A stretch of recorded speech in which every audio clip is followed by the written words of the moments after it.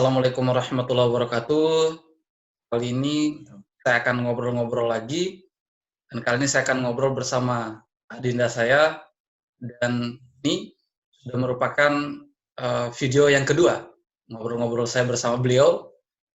Video pertama itu beliau baru pulang dari Singapura atau Malaysia waktu itu, program student exchange, dan langsung kita ngobrol-ngobrol buat konten cerita tentang pengalaman beliau. Dan kali ini saya akan ngobrol lagi, dan beliau ini alhamdulillah baru saja diterima atau lulus pada beasiswa LPDP. Oke, kemana yang telah terpampang di layar yang tidak asing lagi mukanya. Oke, beliau adalah Nanang Adrianto. Assalamualaikum, Nang. Waalaikumsalam Kak Yusran. Mana kabarnya, Nang? Alhamdulillah baik. Kak Yusran gimana Kak? Alhamdulillah baik. Jadi Nanang ini dulu junior saya di jurusan Pendidikan Fisika Universitas Halu Oleo Kendari, gitu ya. Nanang, silakan perkenalan diri dulu, Nanang, dan dengar-dengar baru saja keterima di beasiswa LPDP ya. Silakan, Nang, perkenalan diri. Alhamdulillah. Ya, silakan. Terima kasih Kak Yusran. Assalamualaikum warahmatullahi wabarakatuh. Perkenalkan, nama saya Nanang Adrianto. Saya merupakan alumni Pendidikan Fisika angkatan 2019. Asal saya dari Kabupaten Bombana, Sulawesi Tenggara. Jadi saya menyelesaikan studi di tahun 2019 kemarin, dan pada saat lulus dari S1 saya mencoba peruntungan untuk mencoba mendaftar di beasiswa LPDP untuk melanjutkan studi S2 saya, dan alhamdulillah keterima di beasiswa LPDP ini Kak Yusran. Oke, sebelumnya selamat ya Nanang sudah mendapatkan beasiswa untuk lanjut S2. Gini Nanang, kita akan coba ngobrol-ngobrol tentang beasiswa LPDP itu, dan mungkin ya sedikit juga yang bertanya-tanya sebenarnya beasiswa LPDP itu beasiswa apa sih? Nah, apa yang diakomodasi oleh beasiswa LPDP, misalnya apakah UKT, kemudian uang transport, biaya hidup, apakah dana riset gitu. Nah, silakan Nang, bisa dijelaskan secara umum beasiswa LPDP itu beasiswa apa sih? Silakan Nang. Ya, terima kasih Kak. Jadi untuk teman-teman yang ada di luar sana, jadi perlu teman-teman ketahui, beasiswa LPDP itu merupakan beasiswa dari Kementerian Keuangan Republik Indonesia. Jadi beasiswa ini memberikan kesempatan kepada pemuda-pemudi ataupun seluruh siswa di mahasiswa yang telah menyelesaikan studi untuk bisa melanjutkan studinya baik ke jenjang S2 ataupun S3 dalam maupun luar negeri. Jadi memang beasiswa ini adalah merupakan beasiswa dari pemerintah Republik Indonesia sendiri, dan juga beasiswa LPDP ini mengakomodasi atau memberikan ketanggungan kepada memberikan fasilitas kepada para wargi.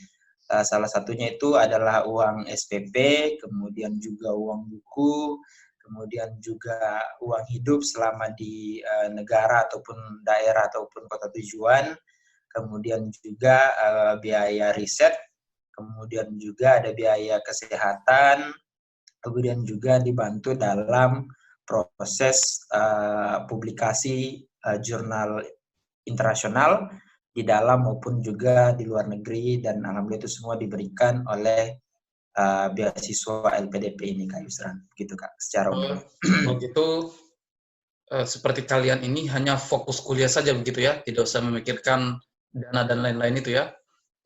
Ya, alhamdulillah Kak, untuk beasiswa LPDP ini kita dituntut untuk hanya fokus terhadap studi kita dan juga hal-hal yang bisa menunjang kita kompetensi yang kita miliki selama kuliah. Dan memang juga di beasiswa ini melarang ataupun juga memberikan perhatian khusus untuk tidak memberikan persetujuan bagi wardinya untuk bekerja pada saat menempuh studi di dalam ataupun di luar negeri. Jadi fokus untuk kuliah ataupun akademik itu sendiri saja, Kak. Gitu, Kak. Kalau misalnya sudah dapat beasiswa kemudian sudah kuliah, itu kan mungkin ada standar IPK yang tidak boleh turun dari situ. Ya. Itu gimana? Jadi kebetulan untuk saat ini saya masih ada di tahap melamar di universitas tujuan Kayusran. Ya. Jadi di beasiswa LPDP ini pada saat kita registrasi kita diberikan kesempatan untuk memilih 3 universitas di dalam ataupun di luar negeri tergantung dari tujuan kita untuk memilih kira-kira nanti kita akan lanjut di mana. Jadi untuk saya saat ini berada di tahap masih berusaha mendapatkan LOE dari universitas yang saya tuju pada saat saya registrasi.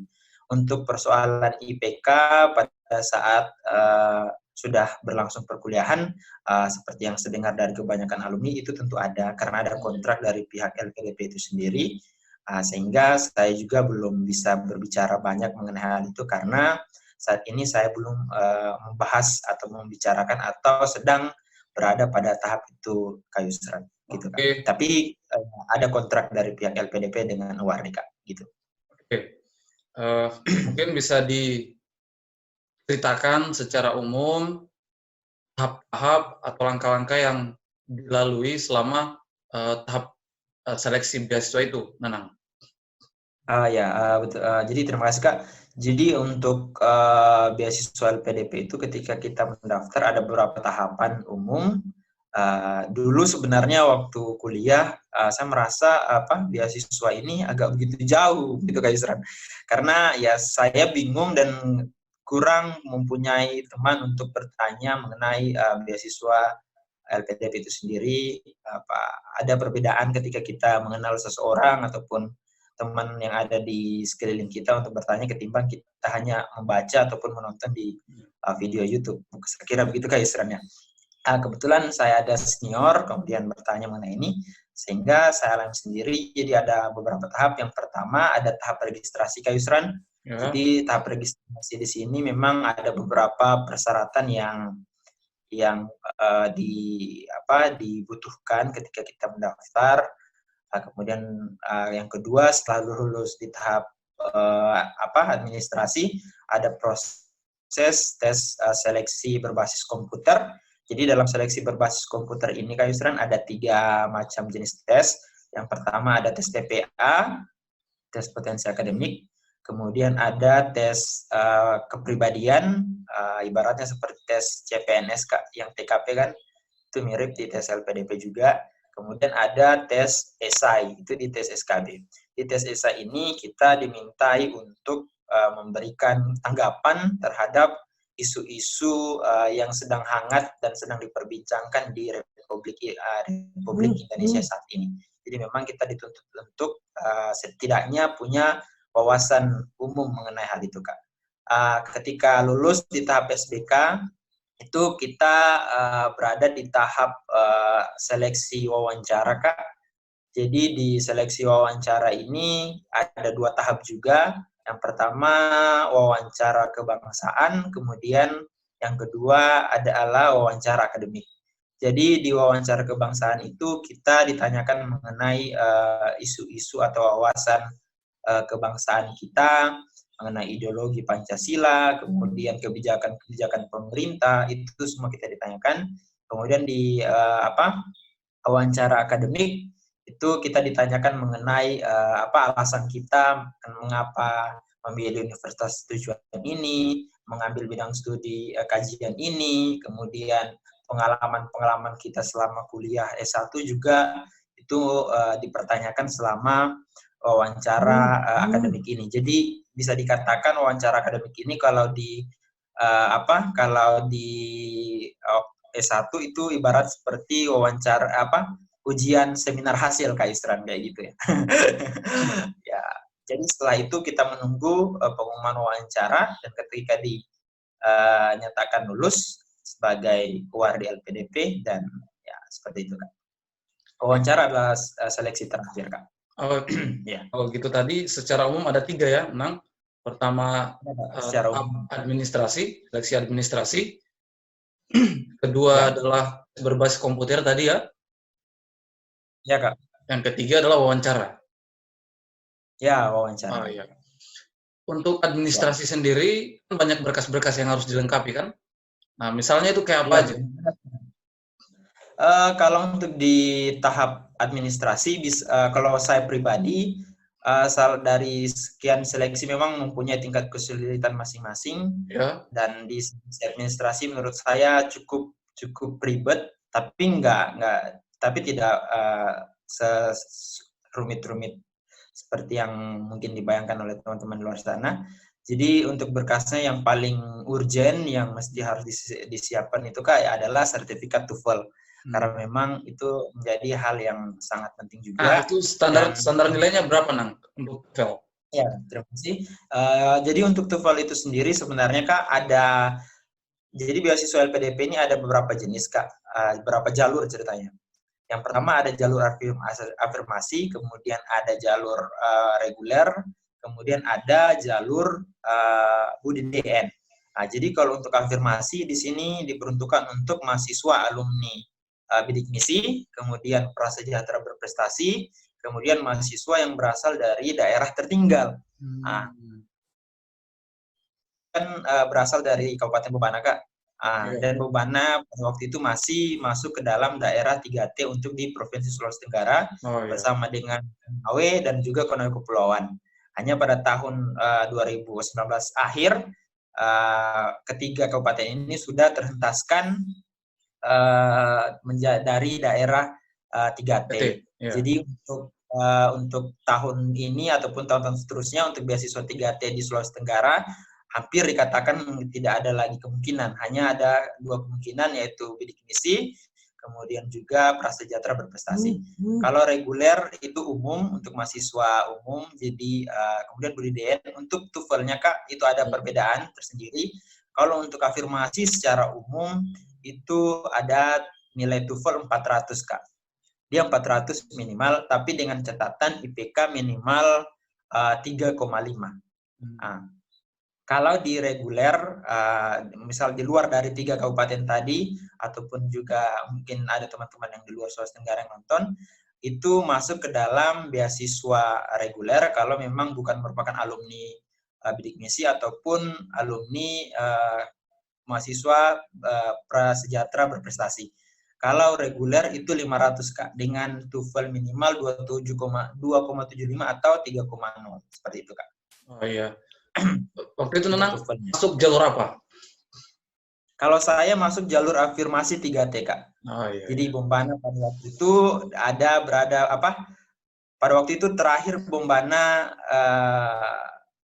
dikategorikan daerah 3T 2019 dan Oktober pada waktu itu sudah terentaskan. Gitu. TOEFL, sertifikat TOEFL, terus apa lagi Nang? Selain sertifikat TOEFL, itu yang paling penting adalah CV juga, Kak. Tunggu. Sebentar. TOEFL itu kan tidak semua lembaga yang bisa diterima, kan? Ya, betul. Nah, itu gimana? Ya, jadi untuk sertifikat TOEFL ini, itu tidak semua TOEFL yang diterima, jadi hanya TOEFL ITP, IBT, sama IELTS kalau misalkan tujuan luar negeri, Kak.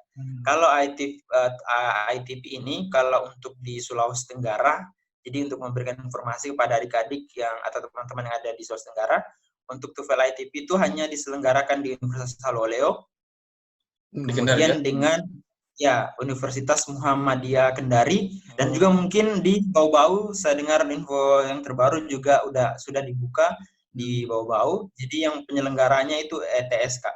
Jadi memang TOEFL ITP ini lebih sedikit mahal ketimbang TOEFL yang kita ambil pada saat di UPT Bahasa pada waktu ingin ujian skripsi ataupun hasil seperti itu, Kak. Iya. Terus setelah TOEFL tadi apa lagi tadi? Setelah sertifikat TOEFL. Sertifikat TOEFL yang paling penting juga di persyaratannya itu ada kurikulum vitae, Kak. Ya, Jadi CV. CV, Ya. ya CV penting untuk dipersiapkan oleh adik-adik karena itu juga bisa menjadi poin tambahan, poin plus bagi masing-masing pelamar ketika memiliki CV yang cukup baik. Kemudian juga kita harus membuat proposal studi, Kak. Proposal Proposal studi. studi dan proposal studi dan rencana studi. Jadi proposal studi ini kita membuat semacam esai, Kak. Jadi esai mengenai alasan kita mengapa ingin melanjutkan studi ke jenjang S2 dan juga kenapa kita memilih alasan kita memilih universitas yang kita tuju. Misalkan Universitas A, kenapa alasannya mengambil ini, alasan terbesar melanjut studi apa, setelah studi apa yang akan dilakukan, seperti itu, Kak. Itu di proposal studi. Kemudian yang di rencana studi itu lebih kepada kira-kira nanti pada saat kuliah di jurusan itu yang kita ambil, mata kuliah apa yang akan kita akan ambil. Jadi sudah ada list-list memang yang sudah kita masukkan, kemudian juga sudah ada topik tesis yang harus kita tulis, rencana yang akan kita tulis pada saat ingin mendaftar, Kak. Gitu. Jadi harus sudah ada topik tesisnya begitu ya? Tentang apa ke depan? Ya, jadi sudah ada di pikiran kita tentang kira-kira topik apa yang akan kita tulis, nantinya ketika kita diterima dan pada saat proses menjalani kuliah S2 itu sendiri, Kak. Jadi menurut saya sih saran kepada teman-teman dan adik-adik semua yang berminat pada saat menulis esai ataupun juga proposal studi ataupun rencana studi, usahakan mengambil bidang yang memang kita ada pengalaman di situ, Kak. Sehingga itu bisa membantu kita dalam menulis dan juga pada saat wawancara nantinya. Begitu sih, Kak. Di tahap awal ini, di tahap seleksi administrasi pemberkasan ini, ya, tadi kan sudah dikasih saran juga kan. Nah, selain itu saran-saran apa lagi dari Nanang kira-kira untuk yang ingin ikut atau sukses di tahap ini? Apa yang harus disiapkan kira-kira? Untuk proposal studi kemudian juga dan rencana studi tentu saran-sarannya di situ yang bisa dilakukan teman-teman. Tentu kita sering-sering mengupdate, mencari informasi tentang kira-kira universitas nanti saya mau lanjutnya kemana. Jadi sehingga kita bisa melihat, misalkan saya mau lanjut, contoh bidang saya fisika. Saya mau di Universitas A, jadi saya membuka akun prodi dari universitas tertentu itu, mencari kira-kira nanti saya mau lanjut mata kuliah ini, sehingga menjadi referensi buat saya untuk menyusun rencana studi. Jadi banyak-banyak untuk membuka link daripada prodi atau universitas yang akan kita tuju. Kemudian juga untuk menurut saya yang paling urgent, Kak, untuk saat di administrasi ini hanya memang TOEFL sama dengan rencana sama proposal studi. Itu yang memang membuat kita menghabiskan banyak pikiran dan energi untuk itu. Kalau untuk berkas-berkas yang lain itu seperti berkas pada umumnya seperti ijazah, transkrip nilai, surat kesehatan, dan juga surat rekomendasi, Kak, terakhir. Ada surat rekomendasi. Jadi rekomendasi ini kita minta kepada dosen ataupun juga pejabat di lingkungan universitas ataupun di lingkungan kerja kita yang betul-betul memang tahu kita itu seperti apa, sehingga dia dalam memberikan rekomendasi bisa memberikan data sesuai dengan fakta, karena memang nanti data ini juga akan dikonfirmasi pada saat wawancara. Ketika kita memasukkan data yang tidak valid atau bohong, bisa dikatakan begitu, tentu kita akan mendapatkan sanksi dari penyelenggara, gitu, Kak. Kalau gitu, tadi kan ada juga CV ya, berarti ya, Kak, kita harus memperbanyak prestasi-prestasi begitu ya, selama jadi mahasiswa S1 misalnya, kalau mau lanjut S2. Nah itu kan dimasukkan di CV juga kan, atau gimana? Ya, Kak, betul. Jadi menurut saya kan kurikulum vitae ini merupakan salah satu elemen yang penting pada saat ketika kita melamar kerja ataupun melamar beasiswa. Tentu dengan semakin banyak adik-adik punya pengalaman ekstrakurikuler, akademik, tentu ini akan membantu. Terus, Kak, bagaimana dengan mungkin ada saya tidak punya pengalaman banyak. Jadi saran yang bisa saya berikan, apalagi adik-adik yang masih studi, ya untuk mendapatkan IPK tinggi memang salah satu hal yang penting, tapi tidak membuat kita mengabaikan hal-hal di luar itu, salah satunya dalam pengembangan soft skill. Dengan mengikuti kegiatan organisasi itu akan menjadi hal pendukung bagi kita. Jadi menurut saya harus diseimbangkan, Kak. Bukan juga fokus di Akademik. Non akademik tapi mengabaikan itu, ataupun sebaliknya. Jadi harus seimbang. Ya. Untuk teman-teman kita, saya juga pernah mendengar gini, bahwa ada prestasi tingkat daerah, tingkat provinsi, itu betul atau gimana itu? Nah, jadi memang gini, Kak, bisa dikatakan pengalaman ini juga CV ini bukan menjadi syarat yang mutlak, bukan bisa dikatakan seperti itu, Kak. Bukan yang mutlak yang harus dimiliki, tetapi penting untuk dimiliki kayak seperti itu.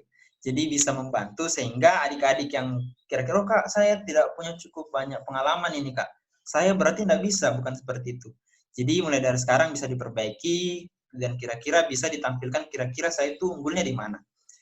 Nah, kayak seperti itu, Kak. Jadi salah satu kegiatan mungkin yang bisa mulai diikuti adik-adik atau teman-teman semua ketika ingin mendaftar yaitu kegiatan-kegiatan yang berkaitan dengan volunteering, Kak. Kegiatan-kegiatan sosial memang itu bisa dikatakan kontribusi real kita terhadap bangsa ataupun terhadap daerah. oh, Itu jadi yang paling... tidak mesti ada prestasi tingkat daerah, tingkat provinsi, tidak mesti ya? Ya, tidak mesti berkaitan dengan kompetisi seperti itu, Kak. Jadi banyak hal yang penting itu ada kontribusi baik di masyarakat. Misalkan Kak Yusran, kontribusi dalam membuat YouTube, memberikan wawasan kepada adik-adik, teman-teman yang di luar sana tentang fisika, info-info, motivasi, dan sebagainya. Ini kan merupakan salah satu bentuk real juga begitu. Ya, Kak. Jadi kalau menurut saya, kalau saya sebagai penerima pewawancara Kak Yusran ini sudah auto lolos ini. dalam hal ini ya, Kak, dalam hal kontribusi gitu. Oke, kita tinggalkan ya, tahap pertama kita tinggalkan dan kira-kira sudah jelas begitu ya. Nah, ya, insya Allah. Oke, kemudian kita masuk ke tahap berikutnya, yaitu tahap tadi seleksi berbasis komputer, begitu ya? Kak, ya. Oh, berarti itu kan tadi ada tes apa tadi? TPA begitu? Jadi di tes berbasis komputer sini ada 3 tahap. Yang pertama ada tahap tes potensi akademik, Kak. Mungkin ya kita sudah familiar dengan TPA itu kan, ya, TPA, dengan soal ke dasar seperti itu dengan kurang lebih 100 atau 60 atau 100 nomor. Ya, itu kan kalau kita lihat tes TPA itu mirip-mirip dengan tes CPNS, mirip-mirip itu, Nang. Ya, betul. Jadi kayak tes TPA ini kalau kita bandingkan dengan tes CPNS itu tes TIU di CPNS kayak gitu. Ya, TIU. Nah, kalau di tes selanjutnya itu kepribadian, itu tes TKP. Hanya di tes CPNS itu yang dihilangkan adalah tes wawasan TWK, wawasan kebangsaan yang dihilangkan. Jadi yang diadakan nilai tes kepribadiannya Nanang berapa?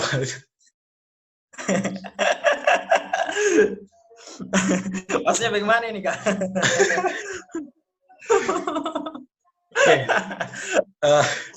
Setelah tes kompetensi tadi, TPA, kemudian tes kepribadian, terus apa lagi tadi? Ada tes esai, Kak. Jadi tes esai itu seperti itu yang menarik kayaknya, yang menarik sepertinya esai itu gimana? Coba diceritakan. Ya, menarik menurut kita itu tentang esai, Kak, yang paling menarik. Jadi kita dimintai, kita punya tanggapan ataupun gagasan mengenai isu-isu atau kebijakan pemerintah yang terjadi. Contoh, saya kemarin mendapatkan esai bagaimana tanggapan saya mengenai pengelolaan dana desa, gitu, Kak. Saya dapatnya itu kemarin.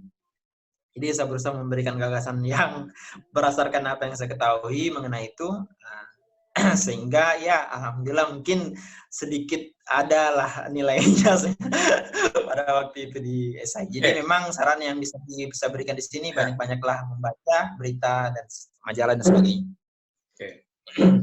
Berarti kayak seperti dari sekarang mau dipersiapkan ya, bahkan bisa dibelikan bukunya, ada tes potensi akademik, kemudian kepribadian tadi kan bisa dibeli bukunya dan dipelajari, begitu Nang ya? Ya, betul, Kak. Semuanya bisa dibeli di buku, banyak toko-toko buku ataupun pinjam pada senior-seniornya. Jadi mayoritas tes TPA itu sama ya, Kak, bukan gitu ya, Kak? Yang ya. Untuk standar nilainya gimana? Nah. Jadi untuk standar nilai itu ada standar nilai masing-masing untuk kayak di CPNS ada passing grade seperti itu kan. Jadi tiap tahun memang ada ambang batas nilai yang dicanangkan oleh pihak penyelenggara lembaga nilai LPDP untuk kita dinyatakan lulus ataupun tidak. Jadi mungkin setiap tahunnya itu berganti. Tapi menurut saya teman-teman ya mengenai nilai ambang batas ini tidak menjadi hal yang dipikirkan begitu serius. Yang paling penting perbanyak latihan, berdoa dan sebagainya itu saja. Karena itu ya setiap tahunnya bisa jadi dia berganti kan. Gitu. Setelah itu masuk ke tes wawancara. Ya, wawancara. Betul Kak. Tes paling pamungkas menurut saya. Begitu ya, pamungkas ya. Sudah face to face begitu ya. Sudah ibaratnya sudah senggel begitu ya. Ya, jadi ibaratnya luar dalam ya bisa dikatakan begitu. Kita mulai menampilkan apa yang menjadi kelebihan kita, keunggulan kita, kelebihan kita begitu ya. Dan menjadi salah satu tempat atau tahapan untuk mengkonfirmasi kira-kira Kak Yusran ini benarkah dia YouTuber atau sebagainya ini. Jadi memang kita tidak ada palsu, sehingga dengan secara mereka bisa mengetahui.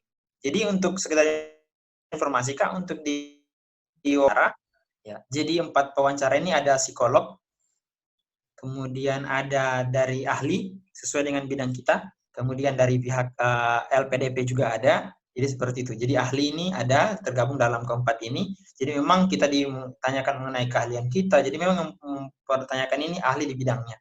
Jadi kita memang nggak ada kemungkinan untuk berkata hal-hal yang bohong. Ada sih, tapi itu pasti akan diketahui psikologi. Kalau wawancara kebangsaan Kak, itu hanya 1 orang. Memang juga itu ahli di bidang wawasan kebangsaan. Jadi memang yang penting yang digali di situ apakah kita mempunyai jiwa-jiwa terorisme atau radikalisme. Itu yang paling penting Kak. Kalau saya kayaknya berdebat itu, jangan sampai kalah. Yang bertanya itu bisa kalah debat itu tentang radikal. Bisa jadi, bisa. Tapi kalau itu kayak saya tidak lulus itu ya, kalau saya kalahkan yang penanya. Wallahu alam bisa. Jadi di tahap ini Nanang, apa yang harus dipersiapkan begitu? Mental kan sudah tentu ya, kemampuan public speaking begitu. Ya, menurut saya memang yang harus dipersiapkan pada saat seleksi wawancara yang pertama adalah kita harus tenang pada saat wawancara itu. Kemudian kita memang harus tahu diri kita lebih baik daripada orang lain. Artinya dalam hal ini kita kira-kira saya kelemahannya di mana, kemudian kelebihannya di mana. Dari di situ memang pintar-pintarnya kita untuk memberikan bagaimana ini memperlihatkan keunikan saya dan nilai jual saya itu di mana, seperti itu kan. Jadi tanpa mungkin pertanyaan itu ditanyakan ke kita, jadi sebisa mungkin pertanyaan itu kita kaitkan dengan pengalaman, kemudian prestasi kita, sehingga itu bisa menjadi hal-hal yang memang real. Misalkan apa yang akan yang telah kamu lakukan, kontribusi real yang telah kamu lakukan terhadap Indonesia. Contohnya misalkan saya aktif di kegiatan-kegiatan sosial, menggalang bantuan dana bagi korban bencana alam, kemudian terlibat di duta bahasa, meningkatkan literasi. Pertanyaan yang bikin kaget atau yang kira-kira unik dulu yang ingat saja Nang. Kira-kira pertanyaan itu apa? Bikin kaget atau unik begitu? Yang paling unik dan yang paling sering ditanyakan itu adalah kenapa kita harus memilih kamu? Itu juga pertanyaan yang gampang tapi susah kayak gitu. Kita berpikir keras juga begitu ya untuk menjawab. Berpikir keras ketimbang kira-kira kita ditanya ini di bidang sains itu seperti ini. Itu kan memang di bidang kita, tapi pertanyaan yang seperti ini gampang tapi menjebak kayak seperti itu. Jadi memang gitu ya. Jadi yang paling unik Kak yang saya dapatkan dari masing-masing teman delegasi award LPDP dari masing-masing provinsi, saya melihat berdasarkan jawaban mereka itu memang mereka memberikan jawaban unik dan memang itu real berdasarkan pengalaman mereka secara pribadi. Contoh ada salah satu teman saya itu ada pengalaman saya salah satu dari provinsi Jawa itu memang pertanyaannya kayak gini, mengapa kamu melanjut studi atau mengapa kamu pantas untuk beasiswa ini? Jawabannya seperti ini, yang itu menurut saya yang jarang dipikirkan oleh orang. Menurut bapak saya itu mengatakan bahwa saya itu kalau di bidang kinetik itu kurang baik, Pak. Katanya saya itu punya kelebihan di bidang akademisi. Jadi dengan kuliah itu bisa menjadi kelebihan saya. Jadi Kata bapak saya ya, begitu ya, kata bapak saya. Ya, kayak kata bapak saya. Jadi ini memang punya jawaban-jawaban unik tersendiri. Karena pertanyaannya unik, maka jawabannya juga harus unik, begitu ya? Bisa jadi, Kak. Jadi menurut saya yang paling penting adalah jadi diri sendiri, gitu, Kak. Tidak dibuat-buat. Dan jangan pernah malu untuk mengatakan tidak tahu, seperti itu. Oh iya. Kalau misalkan memang kita kurang paham atau kurang mengerti, tidak pernah mengalami itu, ya dengan percaya diri kita bilang tidak pernah, Pak. Saya akan berusaha membaca lagi, sehingga kita tidak cenderung misalkan menjawab semua pertanyaan sehingga memberikan jawaban-jawaban yang memang itu tidak pernah kita alami sendiri. Ya. Jadi memang harus jujur ya, karena kan nanti mereka tahu bahwa orang ini misalnya so tahu begitu ya. Ya, betul. Mereka kan ada psikologi, kemudian juga ahli, mereka bisa tahu kita berbohong atau tidak. Ya. Jadi setelah wawancara, terus tahap pengumuman? Ya, tahap pengumuman, Kak. Siap. Ya. Jadi di tahap wawancara ini sebenarnya kita baru dikatakan sebagai calon wardi, Kak. Calon wardi LPDP, resminya kita dinyatakan sebagai calon wardi itu ketika kita telah melewati tahap persiapan keberangkatan atau PK. Kayak seperti itu, Kak. Jadi kebetulan saya itu PK 165, hanya karena kondisi yang terjadi saat ini sehingga PK saya itu diundur sampai waktu yang tidak ditentukan sampai kondisi aman. Jadi di PK ini hanya sekadar pembekalan seperti itu, Kak. Oh iya, pembekalan. Tapi ya pembekalan bagi wardi, pemahaman mengenai LPDP, membahas mengenai kontrak kerja dan kontrak dengan LPDP dan wardi, sehingga menjadi hal yang penting ketika wardi dinyatakan lulus wawancara dan tidak mengikuti PK itu dinyatakan gugur sebagai penerima beasiswa. Oh, mungkin kira-kira seperti tahap yang harus dilalui seperti PNS itu ada prajabatan begitu, itu harus dilalui kan? Ya, betul, Kak. Biasanya Nang dengar cerita senior atau pengalaman itu beda waktu antara setelah wawancara dan pengumuman itu biasanya berapa lama begitu? Kalau berdasarkan pengalaman saya kemarin, Kak, jadi saya wawancara itu di bulan November kemarin, di bulan November 2019, itu pengumumannya kurang lebih hampir 2 atau 3 minggu. Pengumuman setelah wawancara baru pengumuman kelulusan beasiswanya, Kak. Seperti itu. Oh ya, Nang, tadi sempat dilupakan bahwa tanggal pembukaan pendaftaran itu biasanya kapan? Kan dalam 1 tahun itu kan gimana kan pendaftaran jadwalnya? Penting sekali tadi, Kak. Terima kasih. Jadi untuk pendaftaran LPDP ini itu biasanya dalam setahun itu dibuka 2 gelombang, Kak. Jadi gelombang pertama itu bisa biasanya berdasarkan pengalaman sebelumnya itu di bulan April sampai Mei. Itu periode gelombang pertama, Kak. Nah, itu kalau pendaftaran April sampai Mei itu nanti kuliahnya kapan? Kalau misalkan lulus? Oke. Jadi saya jelaskan dulu, Kak. Jadi ada biasanya 2 gelombang. Jadi 4-5 bulan 4 dan bulan 5 itu gelombang pertama. Gelombang kedua itu biasanya di bulan September, bulan 9 ataupun bulan 10. Jadi seperti itu, Kak. Bulan 8 atau bulan 9 itu gelombang pertama, gelombang kedua. Untuk periode perkuliahannya itu minimal tahun depan, Kak. Untuk periode semester, misalkan kayak saya kemarin mendaftar di 2019 gelombang kedua. Jadi untuk periode perkuliahan itu di tahun ini, di tahun 2020. Tetapi bisa yang misalkan di awal kemarin, di semester genap kemarin, itu diperuntukkan memang bagi para wardi yang mendaftar pada waktu registrasi itu sudah mempunyai LOE dari universitas tujuan. Ya, seperti itu, Pak. Jadi dia bisa mempercepat kuliahnya. Seperti saya misalkan, saya kan kemarin mendaftar belum punya LOE atau surat letter of acceptance dari Itu universitas surat tujuan. apa itu, Nenang? Itu isinya tentang Jadi apa? Hmm. Jadi LOE ini merupakan salah satu biasa kita sebut letter of acceptance. Jadi surat kita dinyatakan secara resmi diterima dari universitas tujuan, misalkan universitas A seperti itu. Jadi pada saat mendaftar itu kita sudah lampirkan, jadi sehingga itu juga bisa mempercepat kita untuk Nah, kan melakukan berarti studi. ada yang sudah dari awal sudah memiliki itu. Gimana? Ya, ada yang dari awal sudah memiliki LOE, Kak. Jadi mungkin dari awal sebelum dia mendaftar LPDP, dia sudah mendaftar dulu di universitasnya, kemudian sudah dinyatakan lulus. Surat itu dilampirkan pada saat mendaftar dari beasiswa LPDP itu sendiri. Jadi saya kebalik, jadi belum punya LOE, daftar LPDP-nya dulu, kemudian setelah lulus beasiswa LPDP, kita melamar ke universitas tujuan untuk mendapatkan LOE tadi, letter of acceptance tadi. Itu pada saat dinyatakan lulus setelah PK, itu masing-masing awardee dikasihkan jangka waktu sekitar 1,5 tahun untuk mendapatkan LOE dari universitas yang sudah dicantumkan pada saat registrasi. Ketika kita dalam jangka waktu yang telah diberikan belum bisa melampirkan LOE itu, maka dengan sendirinya kita dinyatakan gugur sebagai penerima beasiswa LPDP. Seperti itu, kan. Jadi saya masih di tahap proses memang mencari LOE di universitas tujuan. Jadi mohon doanya untuk teman-teman semua dan senior-senior yang ada di luar sana.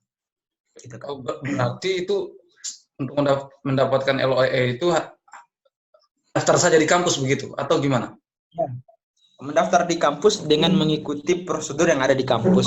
Misalkan kan kayak di TS ada tes apa, tes TPA, tes TOEFL kan itu, Kak. Jadi ketika dinyatakan lulus, berarti kita melampirkan itu untuk LPDP menanggung seluruh beasiswa saat kuliah.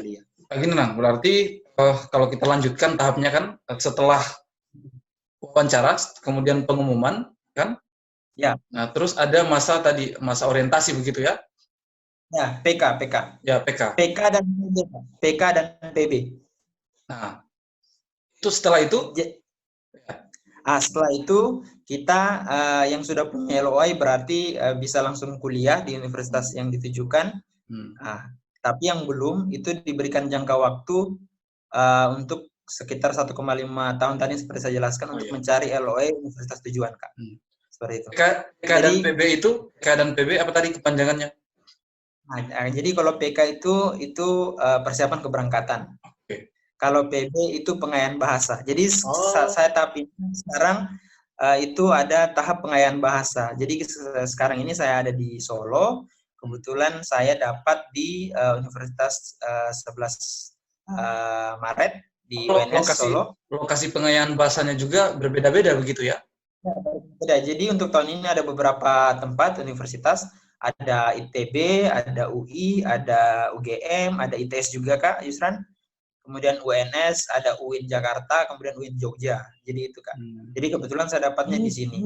Jadi saya PB-nya itu pengen. Jadi PB ini merupakan salah satu fasilitas dari LPDP bagi wardi, diberikan kepada wardi untuk kursus kurang lebih seperti itu sebelum sebelum melaksanakan studi di jenjang masing-masing.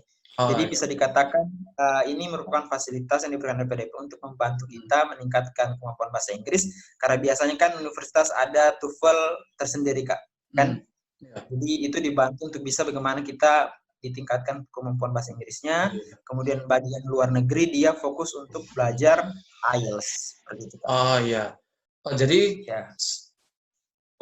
pengayaan bahasa itu sendiri kan dari segi uang, dari transportnya, kemudian tempat tinggalnya itu sudah ditentukan semua ya, tempat tinggalnya begitu. Ya. Jadi untuk pengayaan bahasa ini alhamdulillah ketika kita sudah diterima sebagai wardi, seluruh biaya transportasi pulang balik, kemudian biaya hidup itu alhamdulillah sudah ditanggung oleh pihak LPDP, Kak. Untuk tempat tinggalnya sudah ditentukan juga atau cari sendiri? Jadi kita hanya diberikan dana sekian untuk kita mau tinggal di mana itu Oh, tergantung dari tinggal yang kelola dana itu ya?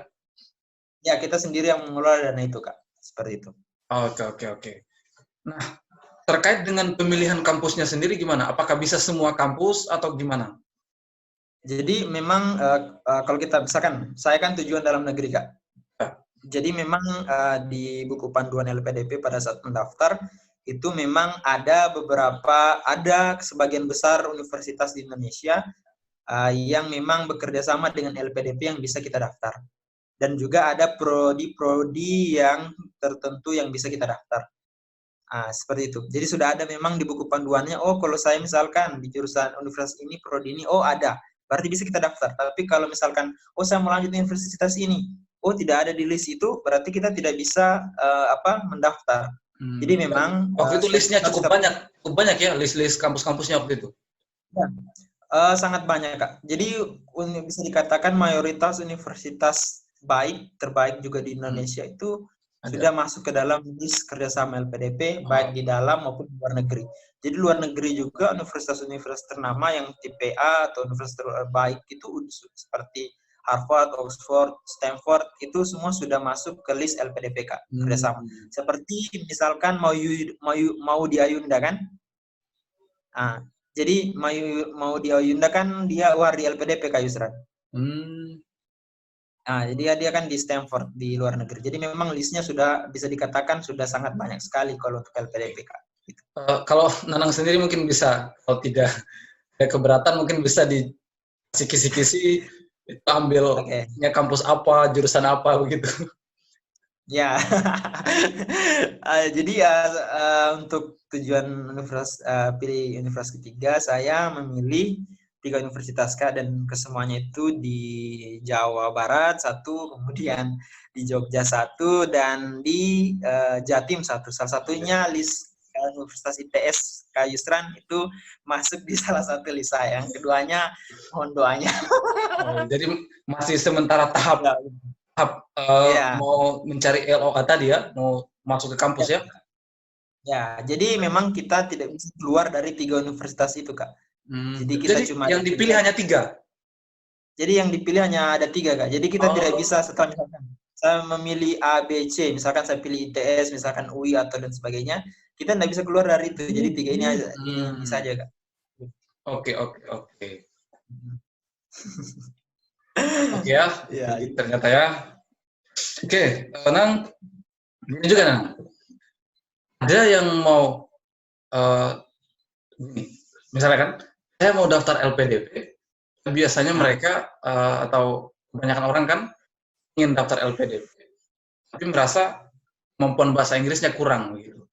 Nah, Nanang sendiri dulu gimana untuk mengembangkan kemampuan bahasa Inggrisnya? Ya, terima kasih. Jadi memang ya bahasa Inggris dimanapun ini memang kita tidak bisa lepas dari ini, masuk kampus, Ya, masuk kampus juga, kuliahnya buku-buku bahasa Inggris juga begitu kan? Ya Kak Yusran lebih paham lah mengenai itu karena sudah menjalani saat ini. Jadi ya kalau saya pribadi pada waktu itu memang saya mencoba untuk mengambil kursus di misalkan lembaga-lembaga kursus yang ada di Kendari. Oh, jadi Nanang sudah bisa bahasa Inggris dari SMA atau nanti pas S1 baru belajar? Gimana, Nang? Ya, nah itu sebenarnya panjang ceritanya. Tapi memang intinya memang saya belajar bahasa Inggris itu ketika dulu masih di mahasiswa di kuliah. Oh, jadi fokus belajarnya itu nanti di situ ya? Ya, jadi saya fokus belajarnya itu nanti di mahasiswa karena memang kayak Yusran sendiri tahu sama alumni fisika, utama yang belajar FISMAT kan itu pengantarnya kan bahasa Inggris ya Kak. Jadi memang minimal tidak kita bisa mengerti bagaimana bisa kita menyelesaikan soalnya, jangankan soalnya untuk mengerti saja soalnya sudah susah, apalagi mau jawab begitu ya. Bagaimana soalnya saja susah belum dimengerti, bagaimana mau jawabnya kan gitu Kak. Jadi memang yang saya lakukan itu kursus dan juga memperbanyak otodidak di rumah, belajar musik, baca-baca artikel dan sebagainya, begitu Kak. Oh iya. Oke Nang, semoga sukses ya dengan beasiswa LPDP-nya.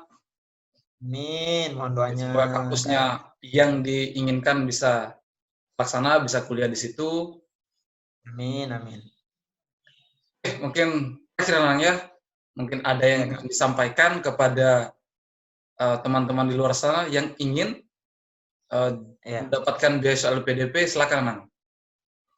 Iya Kak. Jadi terima kasih Ustaz. Jadi yang saya ingin sampaikan kepada adik-adik ataupun teman-teman yang punya rencana untuk mendaftar beasiswa LPDP, saya ingin sampaikan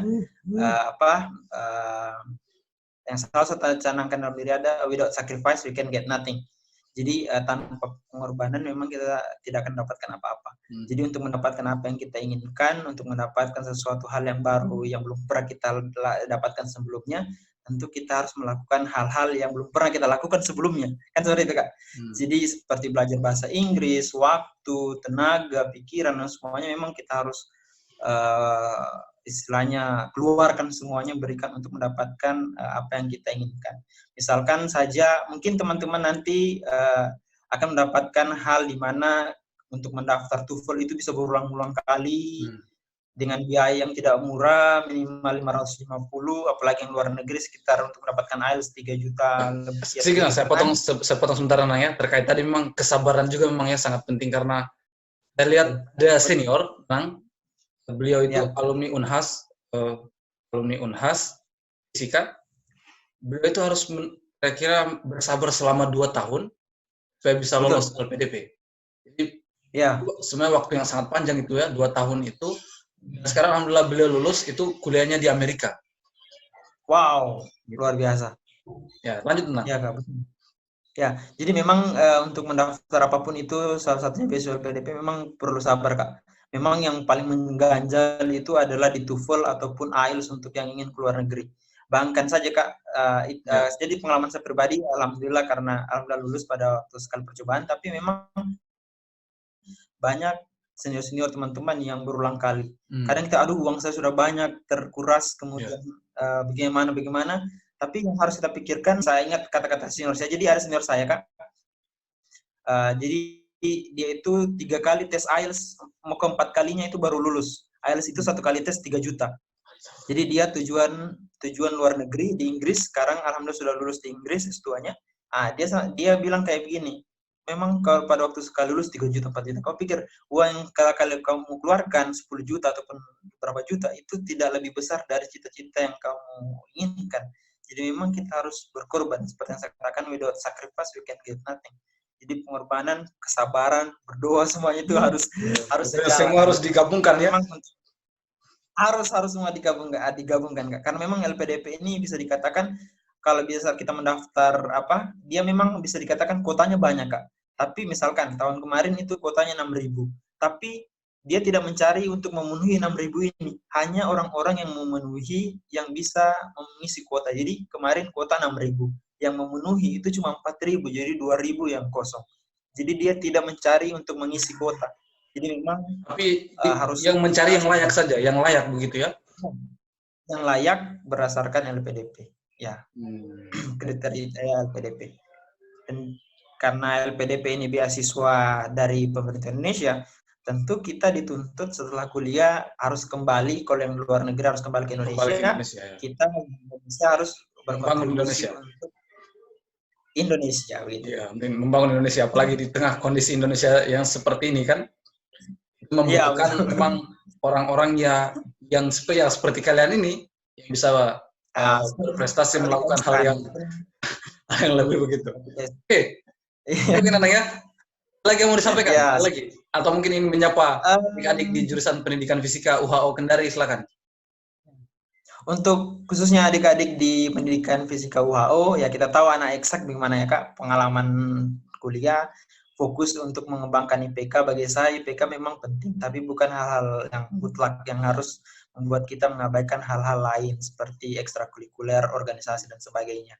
Jadi harapan saya mulai dari sekarang, CV-nya itu diperbaiki, kemudian juga menurut saya begini Kak, memang kuliah selesai tepat waktu memang hal yang baik, tapi jangan sampai kita mengejar waktu kuliah yang cepat 3 tahun, tapi tidak ada hal yang pernah kita lakukan pada saat kita kuliah, itu akan menjadi hal yang sangat merugikan bagi kita. Misalkan, saya punya IPK 4,0, tapi pengalaman organisasi dan ekstrakurikuler saya tidak ada. Iya, Dan itu juga public speakingnya ya, juga mungkin kurang baik begitu ya. ya, jadi menurut saya bijaknya diimbangkan. Artinya selesai tepat waktu dengan punya CV dan pengalaman di organisasi ataupun ekstrakurikuler merupakan hal yang baik, Kak. Bukan berarti selesai dalam waktu 6 tahun itu tidak baik, tidak. Jadi menurut saya selesailah pada saat, menurut saya selesai yang baiknya ketika kita berusaha untuk menyelesaikan studi, pastikan bunga yang kita tanam itu sudah tumbuh dengan mekar, sudah ada buahnya. Jadi ya. sudah bisa memberikan, iya Kak, ada hal yang sudah nyata kita lakukan. Oke Nang, makasih atas waktunya di tengah kesibukan Nanang Adrianto yang sedang pengayaan bahasa Inggris. Siap. Nah, ya, dan terakhir mohon doanya. Ya, dan terakhir mohon doanya Kak teman-teman ya. Semoga kita semua bisa dilancarkan urusan masing-masing. Amin. Itu saja mungkin wawancara kita kali ini. Sekian. Assalamualaikum warahmatullahi wabarakatuh.